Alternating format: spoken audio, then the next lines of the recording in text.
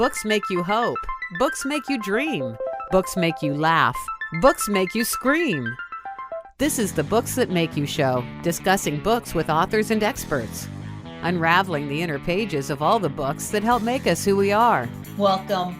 It is time for the Books That Make You show. I'm your host, Desiree Duffy, and today we're talking about books that make you realize that love is the answer as you embark on a fictional, fantastical adventure. Where a universal theme that we often hear about is that message of love. No matter what faith you practice, no matter how you worship, the bottom line is we are here to love one another. And everything that we're supposed to do is centered around love and creating love. Now, this is the powerful message that author P.B. Lamb delivers to her readers. Her book is called Angels of Light. It is a spiritual drama with hints of romance. It is this wonderful blend of contemporary fantasy, religion, their spiritual teachings, and the paranormal, as well as a unique blend of research and facts. P.B. Lamb has been writing short stories and fantasy fiction and romantic fiction for almost 20 years, and publishing a novel has always been a bucket list item for her. And now with Angels of Light, that is a reality. PB, welcome to the show. How you doing? I'm good. Thank you for having me. I'm excited to talk to you about your book, and I thank you for you're in an airport right now. Yes. So people might hear some ambient sounds and wonder what's going on. So that's what we've got going on. But I think you're looking good, you're sounding good, and wow, do you have a powerful message. Can you talk about love and how that's a theme in your book? So I think that especially nowadays with everything going on in the world, that that message of we have to love one another, no matter what religion you are, no matter what practice you have. The bottom line is they all teach the same thing, and that is love one another. And I wanted to bring that story to life. I feel like sometimes we as human beings accept a message in art way better than if I was just to say, hey, you need to love your neighbor. So I created a fantasy fiction story around archangels and that underlying, staying on that love and light path. And that's how Angels of Light even came to be, was I wanted to spread that message of, we have to love and be love to everyone. Yeah, a lot of the best storytelling does have that. It's an allegory or a metaphor, right? There's a lot of that in storytelling, and I think that's what makes it really powerful. Can Yeah. you talk about, give us the lay of the land? So give us the premise and the setting and tell us what's going on in the Angels of Light. So in this book, it starts out, and I'm not going to give anything away, no spoilers, but it does start out with the main character, Jessica, and her mom passes away. Her mom dies, but she already knows that something has happened, and she's not even in the house. She's at work, and she realized something in her house is wrong. And it turns out that her mother has passed away, and this sets a series of events where she starts to realize she's not who she thought she was. She thought she was just this normal human being that every now and then saw like ghosts or spirits and thought she was, borderline, maybe even going to be diagnosed schizophrenic or something. So, she finds out that she's actually of the Archangel Gabriel lineage, and she has to find her path. So it's almost like we're following her as she figures out her own spiritual path and where it leads. And she knows the end result is that she's an archangel or in that lineage.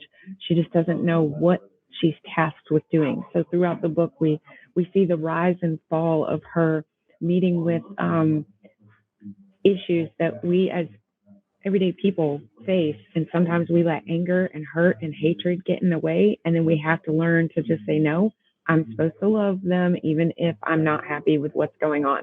And so we follow that path through the whole book until she gets to where she's supposed to be.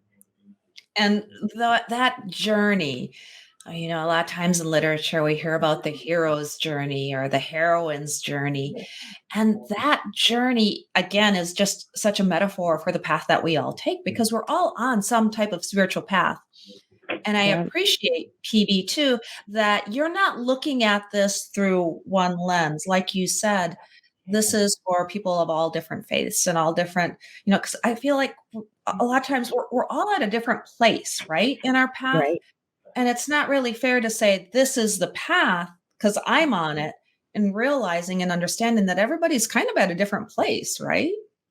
Yeah, and I think that sometimes we get so lost in, I call it being myopic in your own faith, that you've got like blinders on and you're only going to see what it's you think it's supposed to be, and you don't open your mind to there's so many other possibilities. But if we're all supposed to love each other, we're supposed to be accepting and loving of all of that. And that's what Jessica in the book, Jessica Hanson, that's what she learns to do, is that even her antagonist, she learns to love the antagonist. And there's a beautiful moment in there where she does. And it's the rise to that is really neat. And that is something, it gives me shivers when you talk about it like that, because that's so true. It sounds like a cliche, love thy enemy, but if you can do that, that's really powerful. Yeah, it is. And it's, because even the person that comes at you with, you know, the worst case scenario, you're still supposed to show them love and light. And that's how we heal ourselves, you know, and that was, and I used, like you said, in the beginning, I used different research from almost every major religion out there, and I pulled that research together. And the interesting thing was that I found that the same basic principles are in almost every religion. It's just a difference of how you practice. And you know, I didn't want anybody to feel like this was one type of spiritual journey or another. I wanted any reader that read it could identify with the character and apply their own spiritual journey to it. So I felt like if I pulled all that together, that you as a reader can really truly relate to her and what she's going through.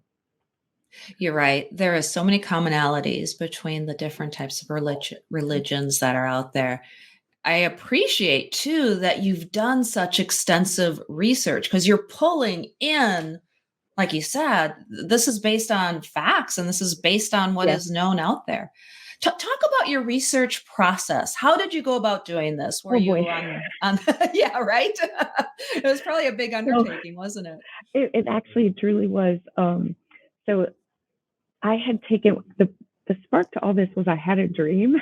Hmm. I had this dream about this character, and but I had taken this world religion class. In this world religion class, I was like, really? That's the same as what I think. And oh, wow, that's what I think. And it was like all these like different things came together. So I started reading individual books, reading. Some of it was like intro to Buddhism, intro to Hinduism, intro to spiritual enlightenment. So I read these different basic books that just gave you the basic outline. And then, of course, Google was my friend during all of that. So there was a lot of internet research. As a matter of fact, there's a couple of times in the book where I even write that the character goes and researches something so she can look it up. Well, I was actually looking it up. So it's almost like you're getting a little small piece of who I am and what I did in order to get to where we were.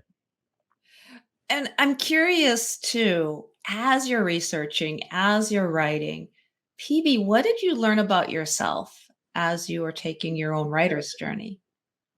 I learned that even I fall short of loving everybody. So that's a hard pill to swallow, to go, wow, I'm supposed to, I'm trying to spread this message of love. And, I have exes that I didn't love.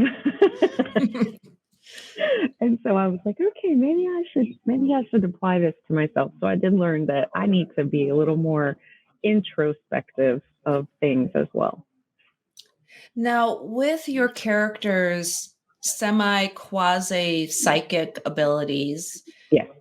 the traumatic event with, the passing of her mom and everything, is there anything personal there that you pulled into the book? Have you had such similar psychic experiences? So in 2009, my best friend passed away. So she went to sleep and just didn't wake up.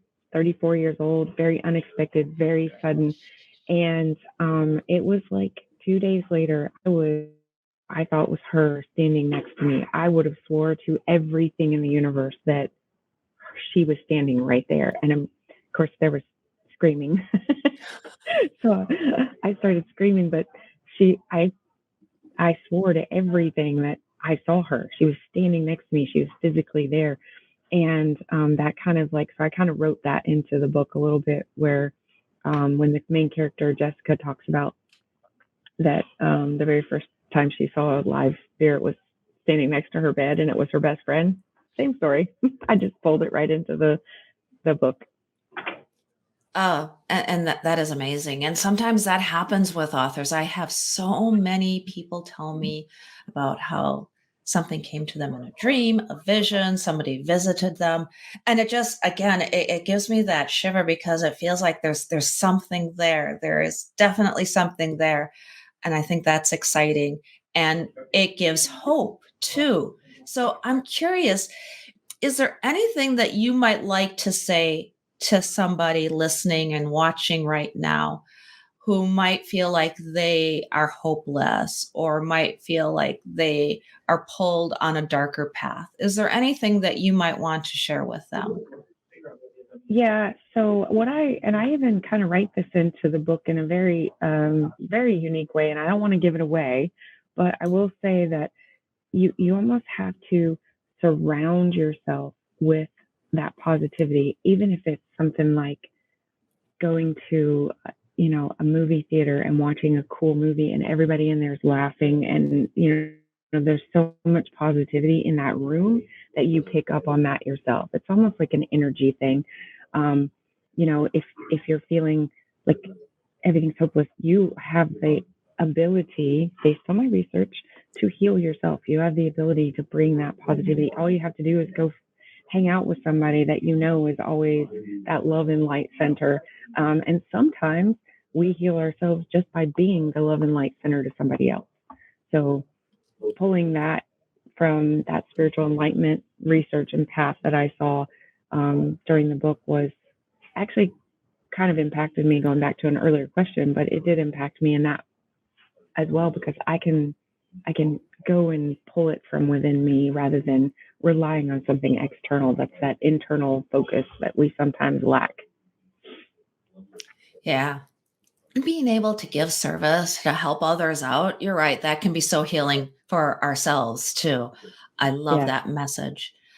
Can we talk about the different genres that you pull in? You have elements of, there's a little bit of romance, and of course there's the supernatural and the spiritual side. Can you talk about your choice to combine these genres this way into your book? Yeah, I mean, like I said, I wanted to put something into art that had a message. I didn't want it to be the next self-help book because there's thousands of them out there. And I felt like the message could be received through art, through a fictional story. You might take it and go, wow, I know that's fiction, but that can really apply to me. And so the fantasy fiction genre is what I kind of lean toward as a reader as well. And so I knew I could pull some elements, but I wanted it to be contemporary, set in current days. So there's your contemporary fantasy fiction element. The romance actually wasn't meant to be in there. It just kind of sprung to life as I was writing. And it's hard for me to say because I don't want to talk too much about it because it will spoil stuff, and I don't want to spoil it. But just know that even the romance that's in there, the hot neighbor turns out to not be what he is either. Ooh. Yeah. Of course. Intriguing. Can you talk about, do you have any tips or advice to somebody who might be interested in embarking on their own writing journey? Tips for somebody who, because I know this is your first novel and you've written lots of other things, and we can talk about that in a little bit too. But as far as somebody who might be afraid of actually writing that novel, advice for them? Don't be afraid. Just do it. Okay, so I wrote this book. I started it in 2013. And I wrote it and I just wrote and wrote and wrote. And then I had a 5-year writer's block on the ending. I had no ending for 5 years. So in Mhm. 2019, I rewrote the ending. I hated it, hated the ending. So I finally figured out an ending in 2020, and then I just started that journey of trying to publish. And it's not an easy journey, I'll be honest. There's a lot of rejection involved in it, but if you have a passion and you have a message and you know it's something you really want to do, just do it. You can find that somewhere, that path, your own path. Again, going back to finding your path, it will come to you when it's supposed to. And so I just encourage everybody to just do it. Oh, and get a good editor. That's the best sage advice ever. Get a good Yeah. editor. When you talk about writer's block, and you hear this term a lot, writer's block, and overcoming it. And I like too that you said that, it comes to you in time. Sometimes it just seems like it's supposed to come at a certain time.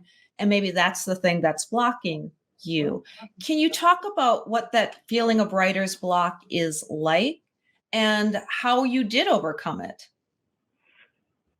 It's very frustrating because so in the very beginning of the book, I'll kind of talk you through how I came over it in the book, this particular book. In the very beginning of the book, she gets a package, and every time she goes to open it, she's like, she gets stopped or something happens, or so there's like this block, if you will, to the box. Well, the block that I had was, even I didn't know what was in the box. I had no idea what I was going to write was in the box. And it was frustrating because I would read the story and I would get so into the story and I'd get so excited, and then I'd get to the point and I'd be like, what's in the box? I don't know. I don't know what's in the box. I haven't written it yet. So it was frustrating. But I just started dabbling with, like, what if I put this in the box, what would the outcome be if I put this in the box? And and that's why I said I wrote the one ending and I hated it. And then I found the ending. It came to me, actually. I don't know how to explain how it came to me. It was just this spark happened and suddenly there it was. And then I had the ending and it was perfect. Oh, beautiful. Beautiful. And now, PB, everybody's like, what's in the box? We got to know what's in the box. You'll have to read the book to know what's in the box. Exactly. I can't tell you. That would give it away. That gives away the whole ending. Oh, exactly. Okay, here's a fun question I'd love to ask authors. If you could give your book to anybody in the world today, who would it be? It would be to my grandmother, who's not here anymore. I wish she was. I would give it to her and I'll give this one little piece away. I did write a character in the book that is basically my grandmother. So I would give it to her just so I could say, you're in fiction. Yeah. Oh, what a beautiful homage. I love that. Okay, we talked a little bit about you. You have other writing too. You've written short stories. Yeah. Talk about that a little bit. So I've had some short stories and in little no-name online article type things. Nothing that is that big a deal, but I've always been writing. My very first writing piece that was published, or I guess it's considered published, was in high school. I had a poem that was published in our high school newspaper, and that was kind of what, like, pushed me down that edge of I love to write. The very first book that I wrote was in 1996, and it's still completely on legal pads. There's a stack like this of legal pads where I hand wrote the whole thing. And I've never done anything with it. And I reread it one day. This was like 2 years ago. I reread it, was like, oh, this is terrible. Maybe I'll rewrite it and re-edit it one day. But I will give you a little bit of information that isn't out there yet. Angels of Light Book 2 is going to be out in March, and it is written from the antagonist point of view. Ooh, I love that. Both sides of the story. Oh, I love that. I love that. That reminds me a little bit of a Neil Gaiman-ish type thing. Yes. Yeah. And speaking of Neil, I love Neil. I talk about him as if he's my best friend. I've never met him. He's awesome. But what similar authors might you compare your writing to, especially if people are thinking, "Oh, I like Neil Gaiman, so that means they like your book." Are there any other comps that you would like to mention? Um, Gosh, off the top of my head, I know I've written this before, and right now, off the top of my head, I'm drawing a blank. There's a book out there, and um, I think oh goodness, Oh yeah, yeah. It's okay. I didn't mean to put you on the spot like no, that. no, it's called Daughter of Smoke and Bone. Luckily, I had my phone right here, so that's a good one too. I think Excellent. that's Lainey Taylor. Yeah. So, but Excellent. Neil is probably the closest that I would say to, because I put my characters in today, and I make the world around us, you know, I didn't go too deep into like creating these worlds that don't exist. What I actually tried to describe is what different religions have described as heaven. So the realms she goes to are different realms of heaven. And so I used that research to try to show that. So anything that's written in today is probably going to compare, is, if someone really likes fiction that is, or fantasy fiction that is set contemporarily, and they can pull pieces of what they can look around them and go, oh yeah, that looks just like what I would describe my house, then that would be a good comparative. But Neil, the Daughter of Smoke and Bone would be a good one too. Yeah. It's nice when we are grounded in a place that we know and recognize. A lot of times that gives you as the author a lot of room to, instead of world building and describing the Yeah, scenery and describing the rules of whatever's going on, it's just, this is our world, but with a twist. And then the fun part comes in that twist. yeah. I even there's a couple of times where in the scene, there's I even describe that the song playing in the background, that there's music playing to bring in that element of hearing, because it's hard when you're reading to hear. So I would say, in her mind she thought of XYZ song, and then if anybody knows that song, they will hear it in their own mind while they're reading it. Yeah, exactly. That Yeah, visceral reaction that we have to reading, that's another great technique too. And I love that you're putting, music in there, sense, and just the way something might feel, the texture of something is always a right. really powerful thing. Yeah. Now, when you talk about book two, I love that you gave us that little teaser. I'm just curious. So now you've twisted it and you yourself are writing from a darker perspective. How does that Yeah. feel? When I first started, because again, it's a lot of research, and I've learned stuff about the negative path that I was like, wow, I didn't even know this was a thing. And uh, like for example, there's a religion out there called Luciferianism. I, who knew? I didn't know. I found it online, and I was like, wow, this actually exists.